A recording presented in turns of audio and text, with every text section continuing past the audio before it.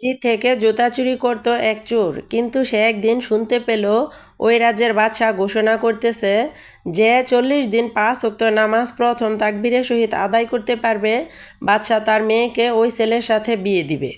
এইটা শুনে ছেলেটি জুতা চুরি ছেড়ে দিল এবং তখন থেকে 5 ওয়াক্ত নামাজ প্রথম তাকবীরের সহিত আদায় করা শুরু করলো। এভাবে করতে করতে 39 দিন পার হয়ে গেল এবং বাদশার কানে খবর গেল এক জুতাচোর 39 দিন যাবৎ 5 ওয়াক্ত নামাজ প্রথম তাকবীরের সহিত আদায় করতেছে। এটা শুনে বাদশাহ ওই ছেলেকে রাজদরবারে ডেকে পাঠালো এবং বলল, তুমি আমার মেয়েকে বিয়ে করো। কিন্তু আশ্চর্যজনক ঘটনা, 40 দিন কেটে যায়, 41 দিন কেটে যায়, 42 দিন কেটে যায়, কিন্তু চোরটার আর কোনো খোঁজ খবর পাওয়া যায় না। তারপরে বাদশাহ তাকে খুঁজতে খুঁজতে অবশেষে পেয়ে গেল এবং বলল, আরে আমি তো আমার মেয়ের সাথে তোমাকে জোর করে বিয়ে দিচ্ছি না, তাহলে তুমি পালাচ্ছিলে কেন?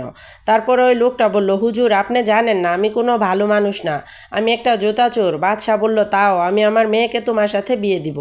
তখন যুবকের চোখ থেকে টপ টপ করে পানি পড়তে শুরু করলো এবং বলতে লাগলো, হুজুর বিশ্বাস করেন আমি 40 দিন পর্যন্ত রাজকুমারী ও রাজ্য হাসিল করার জন্য স্বপ্ন দেখতাম, তো 40 দিনের শেষ নামাজের শেষ সেজদায় আমি জান্নাতের প্রশান্তি পেতে শুরু করছি। আমার অন্তর প্রশান্তিতে ভরে গেছে, আমি জীবনের সব খুশি ভুলে গেলাম। হুজুর আমার রাজ্য চাই না, আমার রাজকুমারী চাই না, আমি শুধু নামাজের শেষ দায় ওই জান্নাতের প্রশান্তিটুকুই পেতে চাই।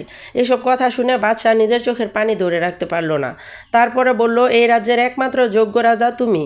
পরবর্তীতে জুতাচোরের সাথে রাজার মেয়ের বিয়ে হলো। এতটুকু যারা শুনছেন এখন তো সবাই একটু আমিন বলবেন নাকি?